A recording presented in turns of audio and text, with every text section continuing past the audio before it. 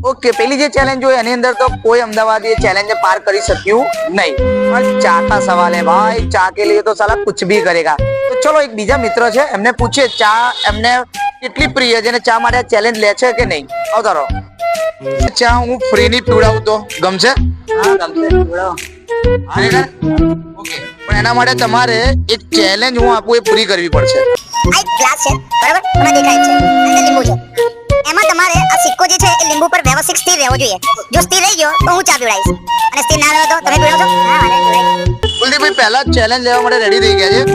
આ રહ્યો સિક્કો કેમેરામેન નજીક આવો એ યાર ચા પીવડાવો